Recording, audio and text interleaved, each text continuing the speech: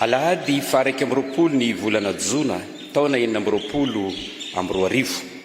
Liavana malala rehetra ao amin'ny Tompo, alahady natokany FTV FJKM, ho alahady ny sampana Vokovoko Manga. Ho an'izay malala an'Andriamanitra sady voantsony masina, ampitomboana ho aminareo mandrakariva ny riavana ny fahasoavana avy amin'Andriamanitra raintsika sy Jesy-Kristy tompontsika. Amen.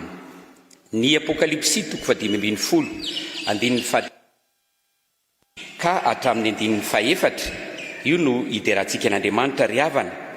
Arahan'izay ny laharan-kira 540 FFPM andininy voalohany faharoa fahefatra, ary misy ny vavaka vao miara-mipetraka isika. Ndeha ara-mitsangana ny fiangonana riavana, ideran'Andriamanitra isika.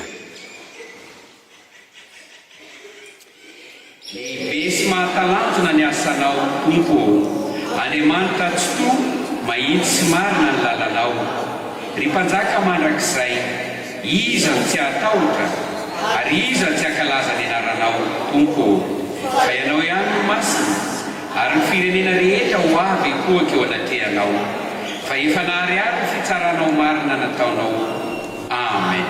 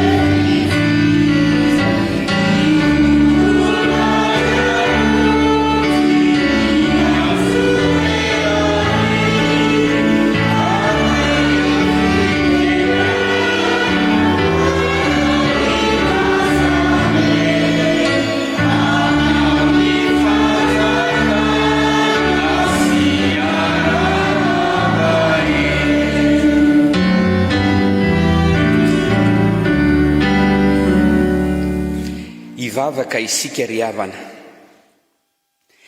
Endre zany fifalianay ry Andriamanitra tsara indrindro. Ianao lay Andriamanitra nahary ny lanitra sy ny tany, tompony zavatra rehetra na ny hita na ny tsy hita. Ianao zay izy, ianao hatrizay ary mandrakizay. Ianao ny Jehova, Andriamanitra fiandohana sy fiafarana, Jehova tompony maro. Misaotranao zay ny amin'ity fotoana lehibe natokany FTV FJKM ho alahady ny sampana Vokovoko Manga. Indreto ary izahay miara-miombona eto amin'izao tranon'Andriamanitra sy vavadin'ny lanitra izao, manandratra ny feonay, manome voninahitra anao Andriamanitra, makalaza anao, dia mametraka ny fotoana rehetra eo ambany fitariany fanamasiny izahay. Amin'ny anaran'i Jesy-Kristy Tompo. Amen. Mipetraka ny fiangonana. Tonga sahady eo amin'ny fotoana iainona ny afatra sy ny tenin'Andriamanitra isika riavana. Mialohan'izany anefa dia misy ny 10 minitra ho an'ny ankizy, fotoana ho an'ny ankizy sy ny tanora. Dia ao aoriana ny fotoana ny ankizy sy ny tanora, ny feon'ny famonjena no anao hira ho antsika. Ary ao aorianan'izay kosa dia ny hira 900 andininy faharoa sy fahefatra hitsenahantsika ny tenin'Andriamanitra. Angatahana ary ny ankizy sy ny tanora rehetra mba hitsangana ary ny sekulerady ihany koa. Ivavaka isika. Fanamasino ampahafantaro anay mandrakariva ny sitrapon'Andriamanitra amin'ny anaran'i Jesy-Kristy Tompo. Amen. Afaka mipetraka isika. Ny tenin'Andriamanitra raikizya sy isika fiangonana izay ifampisarantsika, ifampaherezantsika ihany koa dia ny Petera voalohany 5:5. Vakina amin'ny anaran'i Jesy-Kristy tompontsika izany manao hoe: ko amin'izany manetete eo mba-tana maherin'Andriamanitra mba hanangatana ianareo amin'ny fotoanandro. Amen. Averintsika indray mandeha. Ko amin'izany manetety eo ambany tana maherin'Andriamanitra mba nandratra ianareo amin'ny fotoana amen. Misy isa anankiroa raikizy sy isika fiangonana sifra 0 sy 6 aotra sy enina. Tena nambanin'ilay isa enina mihitsy le sifra 6 zany a ilay 0. Inona koa zay ianao 0 manatody ianao, tsy misy ilana anao, tena ambany ianao. Dia nalahelo le sifra 0 dia nakany amin'ny bebeany izy. Dia zao no nataony tamin'ny bebeany, bebe sady nitomany izy, tena nataon'le sifra 6 tena tsinitsinina mihitsy a, nataony hoe tena tsisy ilana anao mihitsy. Dia ozy ny bebeany, eny ary anaka, mandehana ianao makany a dia afatory ny valahanao, dia makanesy eo aminy fa lasa ambony noho izy ianao. Dia lasa le sifra 0 nakany amin'le 6 dia nafatotra teo amin'ny valahany dia lasa sifra 4 izy. Dia lasa 8 izy. Dia tonga avy any le sifra 6 dia zao nataon'le sifra 6 hoe ianao olona tsisy ilana anao hoe nitsangana indray izy dia lasa sifra 4. Lasa 9 indray izy. Ambany ianao hoe tsisy ilana anao mihitsy, izay no nataony. Dia nalahelo indray le sifra 8 hoe niverina nakany bebe azahany ka mbola nataony hoe tsinitsinina ary rehefa nitsangana izy dia lasa 9 dia ambany noho izy indray a. Dia ozy ny bebeany, mandehana niverina makany ianao a dia matory dia mitsilanisa eo akaikany. Dia lasa le sifra 8 nakany amin'ny bebeany nakany amin'le sifra 9 dia nitsilana izy. Dia lasa inona izy zany? Lasa infini, tsy manapataperana. Nangasy azy teo le sifra 9 izy lasa tsy manapataperana. Ohatr'izany tsika rakizy, ohatr'izany tsika ry fiangonana, rehefa manetry teny tsika dia asandatra Andriamanitra. Dia na ireny mpanenjika tsika ireny ary a dia tsy mananao tenenina amin'izany fotoana izany. Dia hoy ny teny amintsika androany hoe koa amin'izany manetretena eo ambany tana maherin'Andriamanitra mba nandrahatana ianareo amin'ny fotoan'andro. Amen. Ivavaka isika. Sotranao zay Andriamanitra fa mampianatra anay mba hanetry teny ianao. Dia tahiry io lalana izay fa namasina ampafantaro anay mandrakariva ny sitrapon'Andriamanitra amin'ny anaran'i Jesosy. Amen.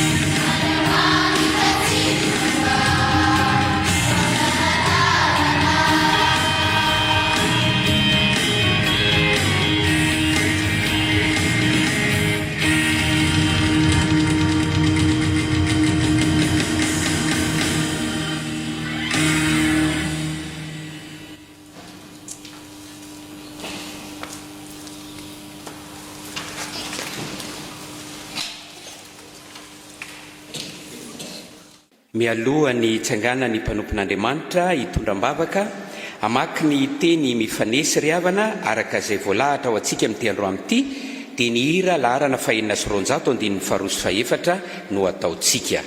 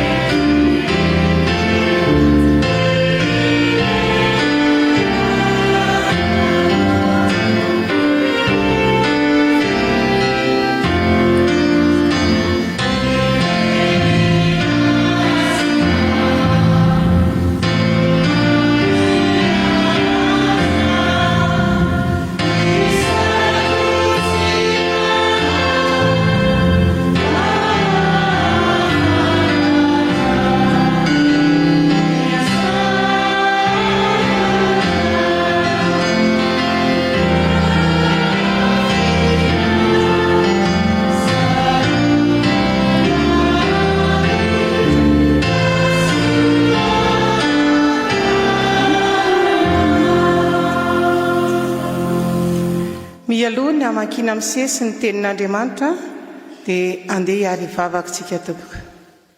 Ry Tompo Andriamanitra io misaotra tamin'ny famindrapo sy ny famelan-keloka maimaim-poana izay nomenao anay tamin'ity anio ity.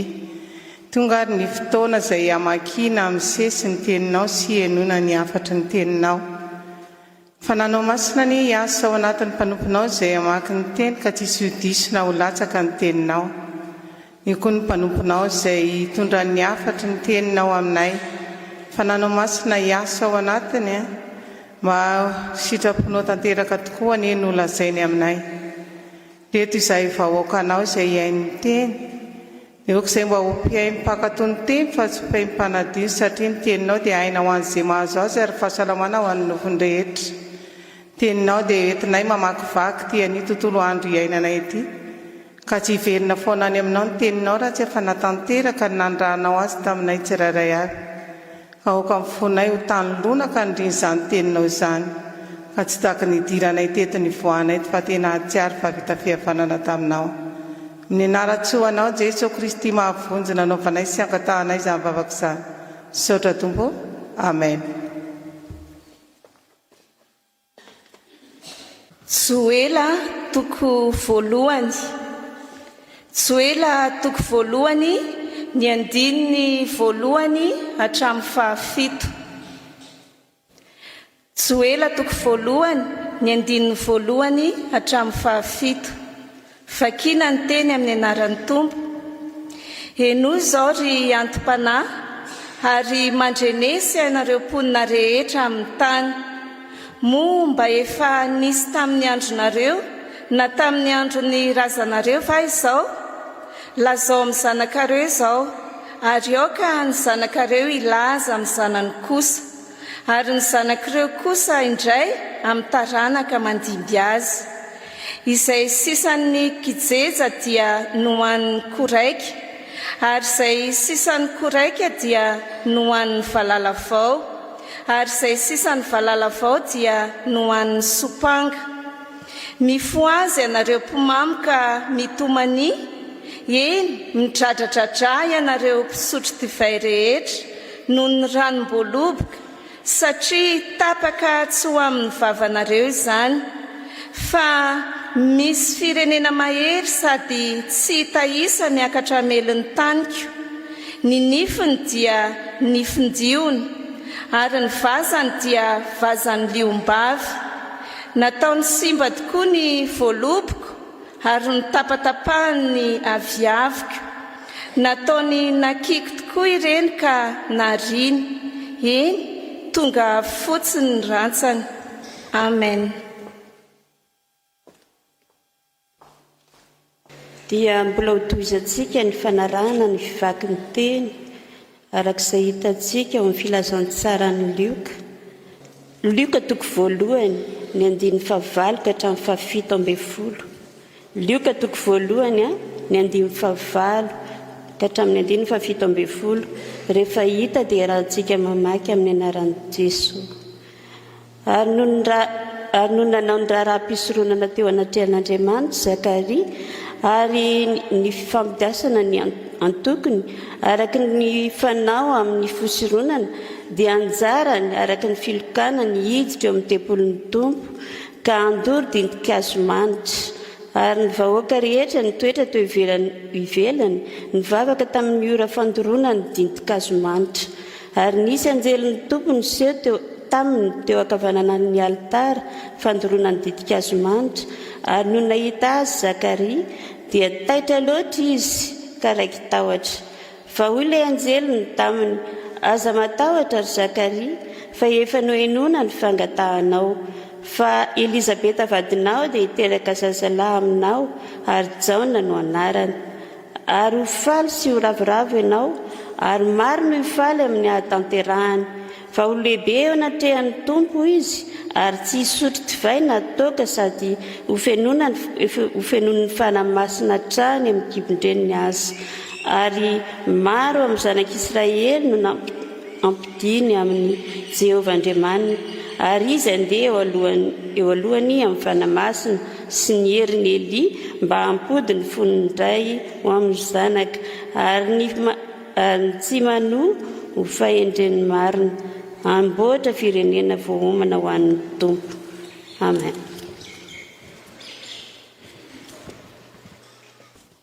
Ho faranantsika ny famakinan'ny teny ny soratra masina. Zany dia ho hitantsika amin'ny Koritianina voalohany. Koritianina voalohany toko 9, raisina amin'ny 9:7 ary ho faranantsika amin'ny 9:10. Koritianina voalohany toko 9, raisina amin'ny 9:7 ary ho faranany amin'ny 9:10. Vakina ny teny amin'ny anaran'ny Tompo. Moa tsy fantatrareo va fa ny olona tsy marina tsy mba ndova ny fanjakan'Andriamanitra? Aza mety ho fitahina ianareo fa ny mpijangajanga sy ny mpanompo sampy sy ny mpakavadin'olona sy ny sodomita sy ny mpangalatra sy ny mpierina sy ny mpimamo sy ny mpanaratsy ary ny mpanao akerina dia tsy mba handova ny fanjakan'Andriamanitra.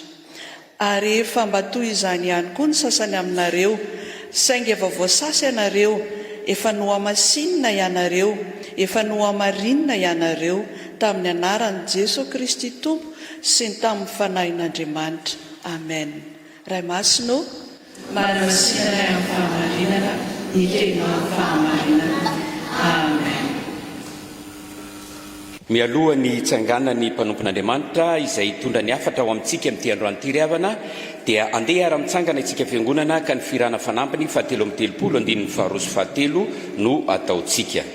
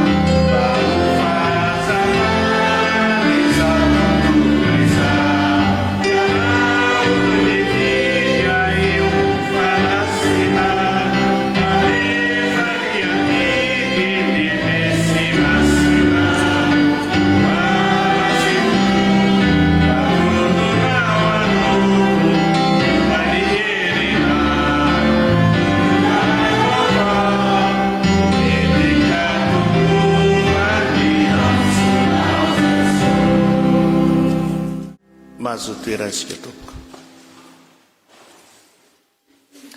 Dia mbola mitombona amintsika marikariva-riavana ny fahasoavana sy ny fiadanana avy amin'Andriamanitra Ray sy Jesosy Kristy Tompo sy mpamonjy antsika.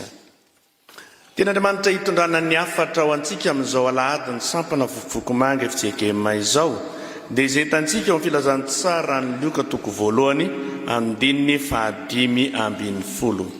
Filantsara ny soratany lioka toko voalohany andininy 5:20 mivaky toy izao amin'ny anaran'ny Tompo.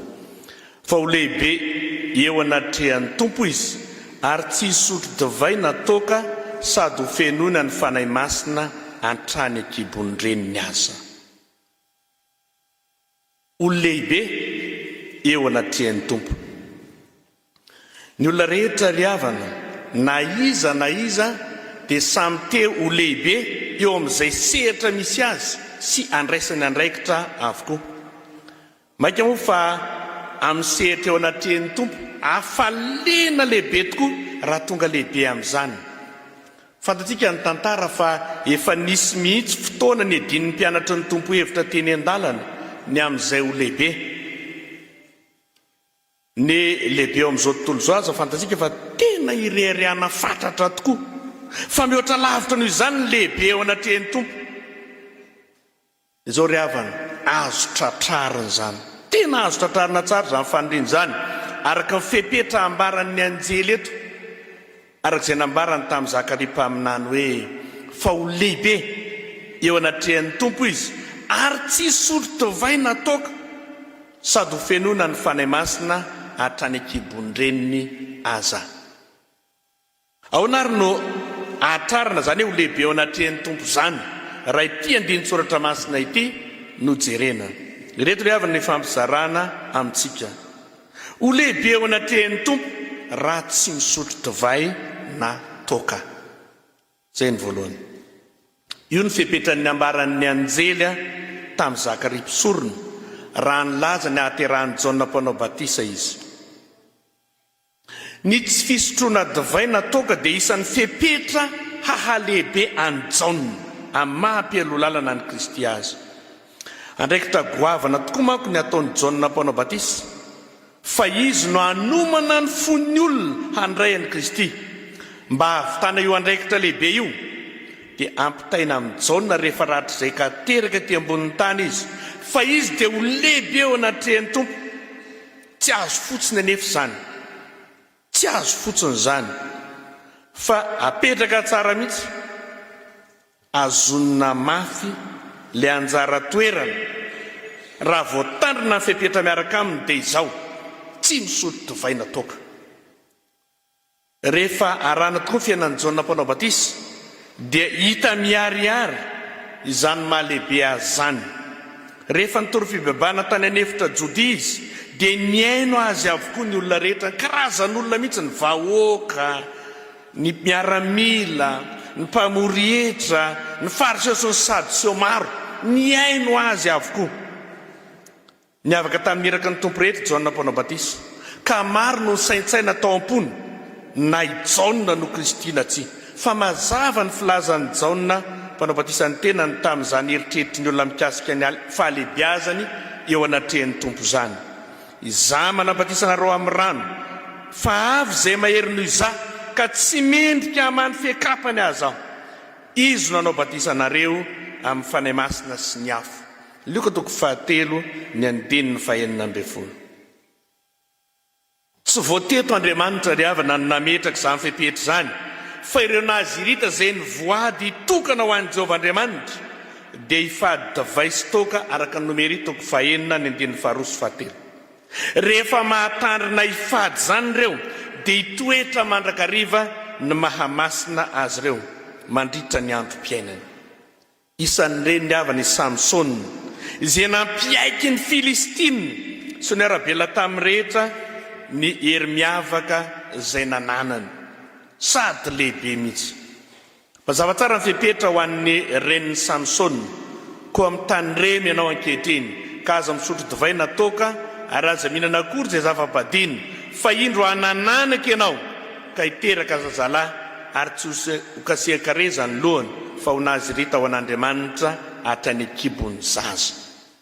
tsara toko fatelambe folo ny andininy fahefatra sy ny fahadimy mihoatra no izay voalaza ny amin'ny aterahany Jona mpanao batisa ny amin'ny aterahany Samsona neto satria ny reny nitondra vohok'azy mihitsy no tsy mahazo misotro divay natoka voalohany ny zaza aterany kosa Samsona io dia ho nazy rita hatrany akibo zany hoe tsy sotro divay natoka mihitsy ihany koa revana malala amin'ny Tompo tsy faniriana tsy ho tanteraka akory zany ho lehibe ao anatin'ny Tompo zany fa tena azo atao tsara tokoa betsaka ny fanompona andraisana andraikitra amin'ny fiangonana ahafahana mampisongadina ny teny sy anehoana ny maha olon'Andriamanitra na io fanompona ny loratena na io fanompona ny fidianana ny teny fa misy ryavana ny hafa-baraka tamin'ireny andraikitra ireny satria ny sotro divay natoka ka mamo hitam-bahoaka mampalahelo ryavana dia le Andriamanitra notopoina ny voateniteny nefa ilay nilaza fa mpanompon'Andriamanitra ny tsy nahatandrina ny tenany na nylona ny zava-mahamamo fa maro kosa ireo nahazo laza tsara satria tsy nisotro divay natoka ary na efa be teo amin'ny fanompona izay nandraisany andraikitra teo anaten'Andriamanitra eto zany ryavana fanao iray tena mitondra fahafahambaraka amin'ny maha-mpanompon'Andriamanitra ny fisotroana divay natoka ka nahamamo teny masom-bahoaka hitan'ny olona rehetra io ryavana rehefa voatandrina zany dia ho lehibe eo anatrehan'ny Tompo koa ireny mpanompon'Andriamanitra ireny faharoa ryavana ho lehibe eo anatrehan'ny Tompo rehefa feno ny fanahy masina tena asan'Andriamanitra tanterany amin'izay mino azy sy ankasitrahany ny fanomezana ny fanahy masina ho an'ny Jona mpanao batisa manokana dia ambara mazava eto fa izy dia ho fenona ny fanahy masina hatrany akibon-dreniny azy io fahafenon'ny fanahy masina io dia mampisongadina izay manana azy i Jona mpanao batisa manokana dia nampiaikin'olona maro ny toroteniny voatsilona tapony ny karazan'olona rehetra araka ny anjara toerany sy ny asany avy teo amin'ny fiarahamonina tsy fahaizana manokana maha Jona mpanao batisa azy zany fa tena asan'ny fanahy masina izay nameno azy ary tena asan'Andriamanitra tao anatiny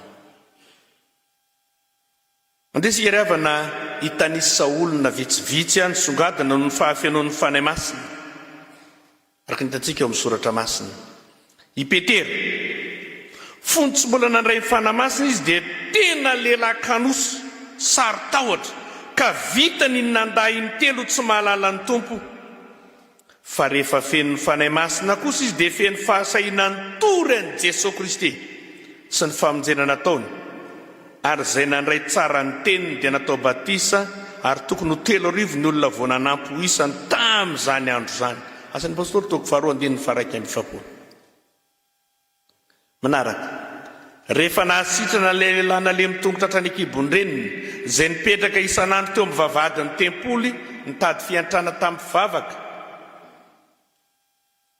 i Petera sy Jona dia nosambory ny mpisorona sy ny lehibe ny mpiambina ny tempoly ary ny Sadoseo ka nataony tao an-tranomaizina satria efa hariva ny andro fa rehefa maraina ny andro dia nivory avokoa ny mpanapaka sy ny olona sy ny mpandroa dalàna sy ny mpisorona ary ny ava-mpisorona be ka nanadina azy roalahy fa izao fitantara lioka ny zavanseho ary Petera feno ny fanahy masina dia nanao teny taminy asan'ny apôstôly toko 2:9 gaga no fahasasahian'i Petera sy Jona izy ireo nefa tsy avy amin'izy roalahy manokana zany fahasahiany zany tsy avy amin'izy roalahy manokana zany fiovana mampiaiky ny olona zany fa no izy ireo feno ny fanahy masina i Stefana rehefa feno ny fanahy masina dia niady hevitra tamin'ireo tokony olona maro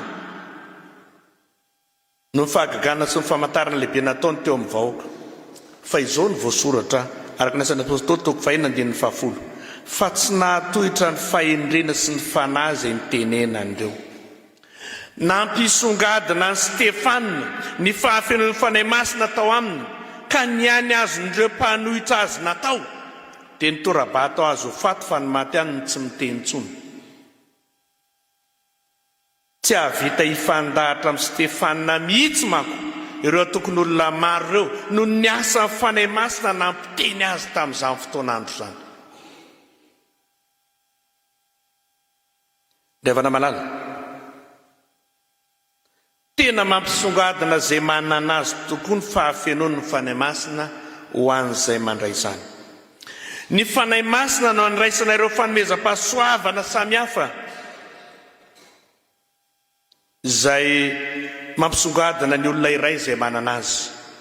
Maromaro ry havana rehefa fanomezam-pahasoavana ireny araka izay voatanisa ao amin'ny Koritiana 12:12-17 sy ny Romana 12:12-9 reto ry havana rafitininy fanomezam-pahasoavana avy amin'ny fanahy izany, teny fahendreny, teny fahalalana, finoana, fanomezam-pahasoavana hoety mahasitrana, manao fahagagana, maminany, mahafantatra fanahy samihafa, miteny amin'ny fiteny tsy fantatra, mandika fiteny tsy fantatra, fanompoana amin'ny fiangonana, fampianarana, fananarana, fanomezana na fiantrana, famindram-po.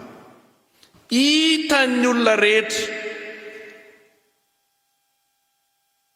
songadina eo amin'izay manana azy rehefa fanomezam-pahasoavana avy amin'ny fanahy ireny.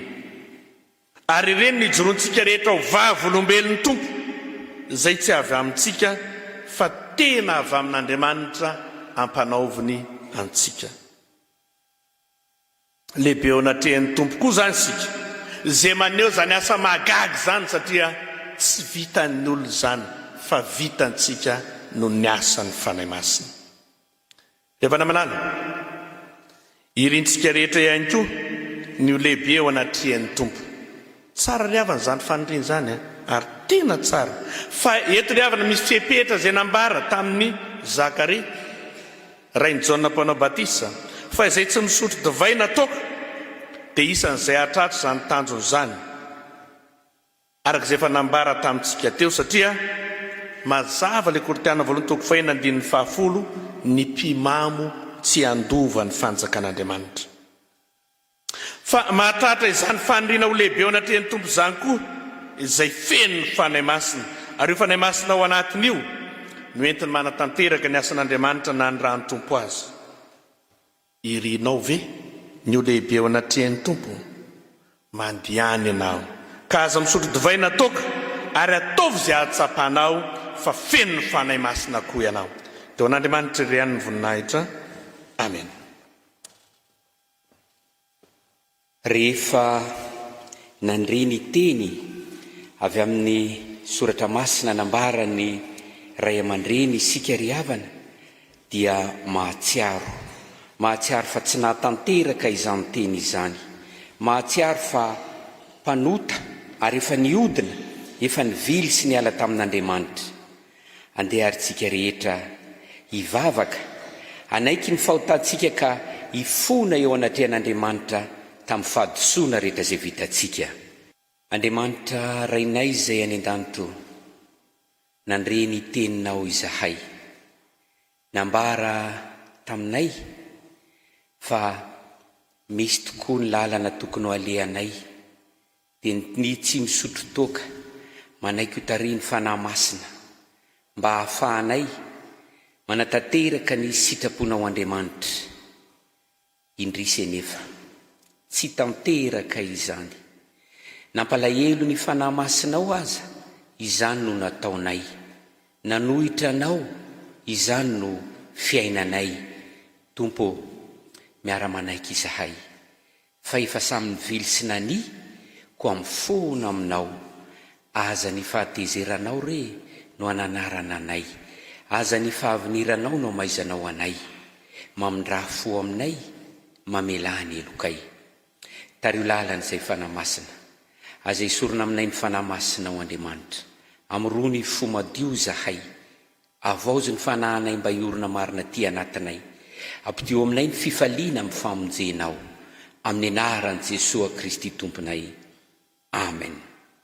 Ny hira 300 no ataotsika ry havana.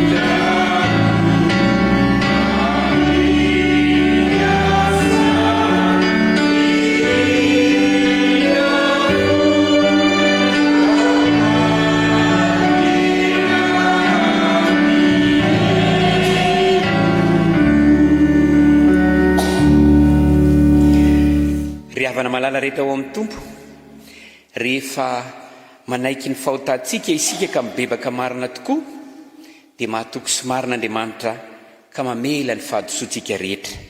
Ndeha ary-mitsangana isika andray ny famelan-keloka izay atolotro ny tompo amintsika amin'ity androany ity. Hoy ny tompo amiko sy aminao, ary omeko fo vaovao ianareo, ary fanahy vaovao nataoko anatinareo, ary esoriko aminareo ny fonofonareo, ny fo vatonareo, ka hosoloko fonofo, omeko fonofo ianareo. Voavela ny elokareo noho ny anaran'ny masina, sambatra ny olona izay voavela ny elony sy voasarona ny fahotany, sambatra ny olona izay tsy sainy Jehovah eloka ary tsy misy fitaka ny fanahiny. Amen. Ny hira 7:30 sy 500 andiny voalohany, andiny fahatelo sy ny fahaefatra.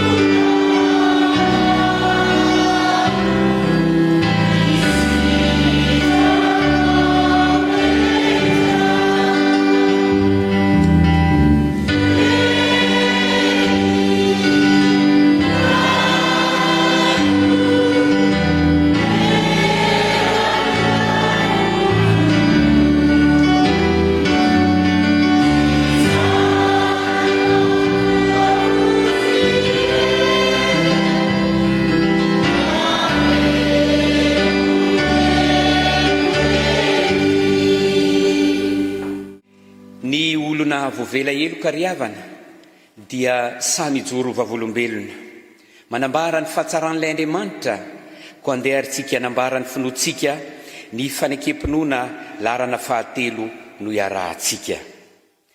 Milo an'Andriamanitra tsy toa ao izay mpanao ny lanitra sy ny tany. Andriamanitra dia fanahy, Andriamanitra dia fitiavana, Andriamanitra dia manjaka tamin'ny taloha indrindra ka ho mandrakizay. Andriamanitra dia mampiseho ny fitiavana antsika, fa folo mbola mpanota isika dia maty hamonjy antsika Kristy. Mino an' Jesosy Kristy zanan'ilay tokana tompontsika aho, tonga izy hitady sy hamonjy ny very. Izy no lalana sy fahamarinana ary fiainana, izy dia tsy miova omaly sy nio ary mandrakizay. Mino ny fanahy masina aho, izy no manambara ny fanahy itsika fa zanak'Andriamanitra isika. Fanahy iray ihany nanaovana batisa antsika rehetra amin'ny tena iray. Ny fandresena izay ento mandresy izao tontolo izao dia ny finoantsika. Tompo ampitombohy ny finoanay. Amen. Nipetraka ny fiangonana. Tonga eo amin'ny fotoana izay andrenesana ny raharaha ny fiangonana isika ry havana, hitsangana ny mpanompon'Andriamanitra anambara izay ho tsara fantatra amin'ity alahady fa 20 volana Jona alahady ny sampana vokovoko manga ity. Ny afatra amin'izao alahady sampana vokovoko manga izao no ampitaina amintsika ankehitriny. Ry havana malala, ampitombona ho anareo ny fahasoavana sy ny fiadanana amin'ny fahalana tsaran'Andriamanitra sy Jesosy tompontsika. Sotr'Andriamanitra sika fa noho ny fitantan'Andriamanitra antsika tamin'ny sandrany mahery dia mahatratra indray izao alahady manga 920 izao. Amafisina fa nyteny fanevantsika sampana Vokovoko manga mandra-pahatonga ny taona 920 dia ny hoe fa asany isika voaforona tao amin'ny Kristy Jesosy mba hanao asa tsara. Efesiana 4:10 tapany voalohany. Sady mitaona antsika andinika ny fanavotana ataon'Andriamanitra ho antsika izany ny mampirisika antsika hanao ny asa ny raha ny Tompo antsika amin'ny mahasampana Vokovoko manga antsika. Isaora sika rehetra tamin'ny fiarana nankalaza an'Andriamanitra no ny 520 taona ny sampana Vokovoko manga FJKM tany Tomasina ny taona 520 teo. Efa azo ny imprimante A3 sy ny moto semi-cross izay natonapaka ny 𝙃𝙬𝙑𝙬 ho tsangambaton'izany fankalazana izany. Koa isaorana sika rehetra nandray anjara tamin'ny fanomezana tsy misy takalony tamin'ny rakitra fampivavahana noho ny tsingery taona 2 Mei 2020 na fotoana hafa. Fa mbola ezaka ho tratrarintsika ny fananganana orinasa fanaovana davay izay isan'ny tsangambatony 520 taona io. Entsika rehetra mbavaka mba ho vita soa zany. Efa fantatra ny ezaka efa ataontsika amin'ny fitoriana ny filazany tsara iarovana ny olona indrindra ankizy sy ny tanora sy hanafahana izay efa voafatra amin'ny fitoroana zava-mahadomelona sy ny fanao ratsy rehetra. Ampirisihana ny mpiatroka tsiray amin'ny mpiady amin'ny héroïne na ny rôrôité. Aza miandra ny rafitra sampana anarantsany tsika voiatrikady fa aoka ny tsiray samy anaramaso ny zanany sy ny tanora eo an-tanànany avy. Aza andrasana efa lasa daly ireo zanantsika sy tanorantsika fa ho taitrisika fa aleo misoroka hatrany. Efa nanomboka ny vokarina sy nahely ny gazety Mpanarato miankina amin'ny filany isam-pitandremana nefa nisany gazety atonta ka somary ny ato kely ny famokarana izany noho ny mbola fisin'ireo voatonta tsy lafo.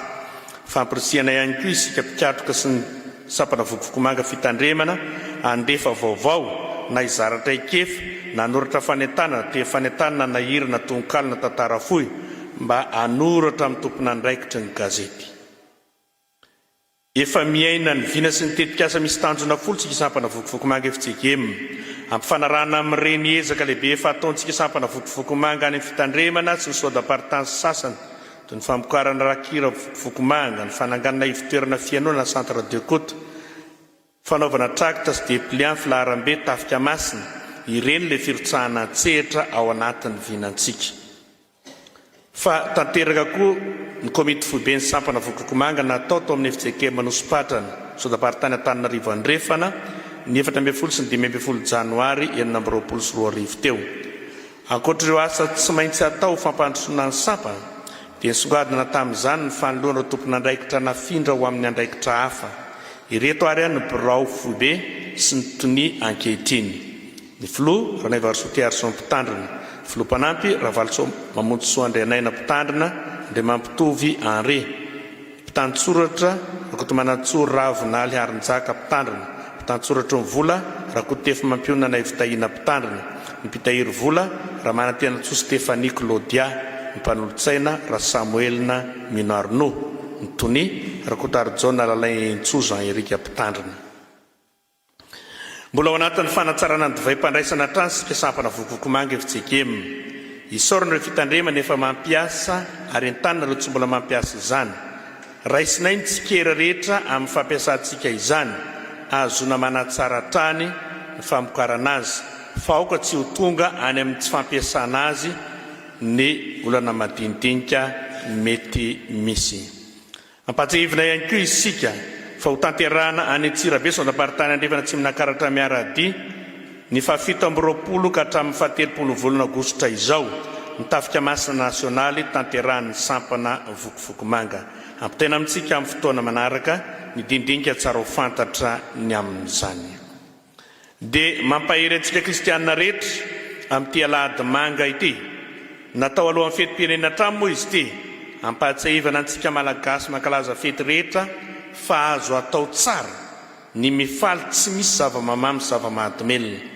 Tandrovintsika mandrakariva ny mahatempolon'Andriamanitra voaforona tao amin'ny Kristy Jesosy ny tenatsika, ka isika kristianina ny vavolombelona manaja izany voalohany.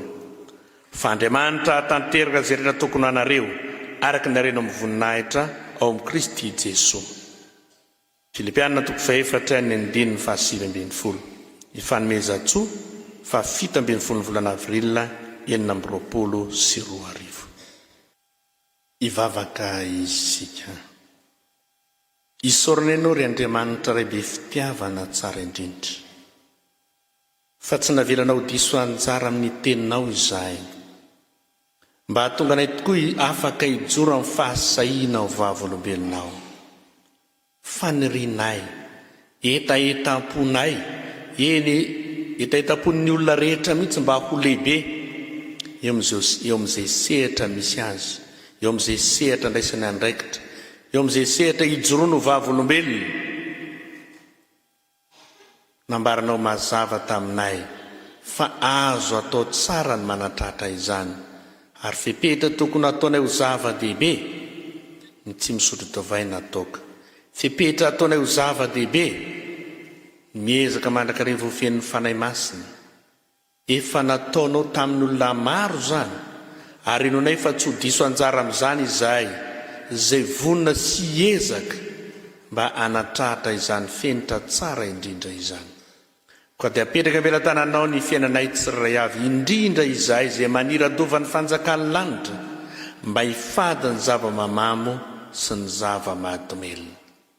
Isaoranay anao ity fotoana lahady izay omenao anay ity indray, ahafany mitrotram-bavaka ireo kristiana rehetra maniry andova ny fanjakan'Andriamanitra. Amantatra zany ambaran'ny teninao izany ireo, hitandrina mandrakariva ny tenany eo anoloan'ny fahakapana maro samihafa, manoloana ny zava-mamamo sy zava-mahadomelona izay mitobaka tokoa. Isaoranay anao ity fotoana alady ny sampana Vokovoko Manga, natao mialohan'ny fankalazana fetim-pirenena ity, mba hahafahanay misaintsaina mandrakariva ary indrindra mandray andraikitra fa azo atao tsara ny mankalaza fety tsy misy zava-mamamo na zava-mahadomelona. Fa efa lasa fahazaranay indraindray ny fotoana rehetra izay ionana mahavololona na ankafaliana na ankaratsiana dia tsy maintsy misy zava-mamamo. Fa inonay ry Tompo fa nampandiny tena anay ianao ny amin'izay efa niantsonao sy nifidiananao anay tsirairay avy ary nekenay teo anatrianao, mba hahatonga anay ho tafatoetra eo amin'izay faniriana tsara ao anatinay ny ho lehibe eo anatrianao Tompo amin'ny anjara fampona manandrify anay tsirairay avy. Apetraka am-pelantananao ary ny fiainan'ny sampana Vokovoko Manga isa-pitandremana, ny fiainan'ny rantsana rehetra ao aminy, ny isa-tsinodam-paritany koa indrindrindrindra ny foibe. Ny fanainao masina Tompo hitoetra amin'ireo sampana Vokovoko Manga ireo, ka tena ho sahijoro ho vavolombelonao ireo, isahitaona anambarana marina araka ny sitraponao ireo, ary tsy menatra fa ho feny fahasahiana eo ambany fampahirezan'ny fanainao masina. Entiny ambavaka eo anatrianao ilay tompona andraikitra rehetra isa-pitandrema isa-tsinodam-paritany, manerina ny saniny FJKM manontolo, hamantatra zany sitraponao zany ary samy andiny tena lalina, mba tsy hisy afa-baraka amin'ny anjara fanompona andraisany andraikitra na iray azy, fa tsiaro tokoa, fa tsy lehibe eo anatrian'ny Tompo fotsiny, fa lehibe eo anatrian'ny mpiarabelona aminy iray manontolo. Dia apetraka am-pelantananao ary Tompo ny fiainan'ity Madagaskar na iteny vahoaka malagasy rehetra, samy atsiaro tokoa natrehan'izao fitoban'ny zava-mamy zava-mahadomelona izao, fa ezaka iray tokony ho fahadiana izany mba hahatonga azy ho lehibe eo amin'ny andraikitra izay hijoroan'ny vavolombelona, ary indrindra ho lehibe eo anatrianao satria handova ny fanjakan'Andriamanitra. Dia apetraka am-pelantananao ry Tompo izany vavaka izany fa ataonay amin'ny anaran'i Jésus-Christ mpamonjy anay, mpianatra na iombona amin'ilay vavaka hoe Réalisation famasina lelena tonga ny fanjakanao tao any sitraponao ety atambaka eo anay nizian'ny sazo ary mamelana ay tahaka mamelana izay nety taminay aiza mitoranay mifanakana manafany am'batsy anao ny fanjakamisy ary voninahitra manakizay. Amen. Deravana ataontsika ny raha voalahatra farany ao anatin'ny fandarana ny 2:37 andininy faharoa dia atolotra ny tsodrano andeha ara-mitsangana sika rehetra.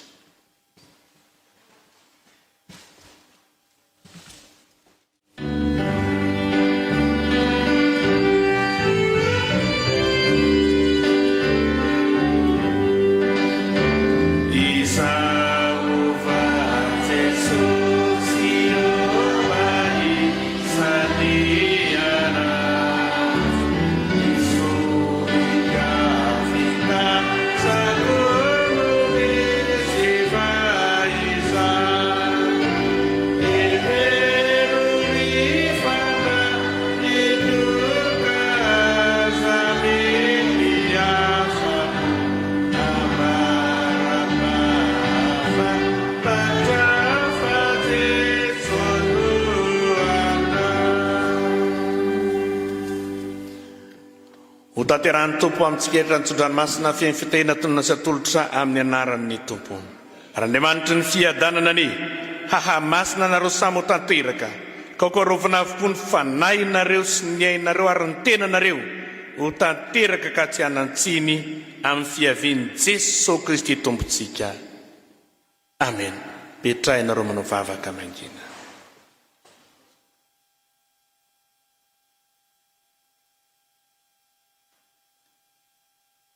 Teo an'Andriamanitra irerian'ny voninahitra amin'ny anaran'ny Ray sy ny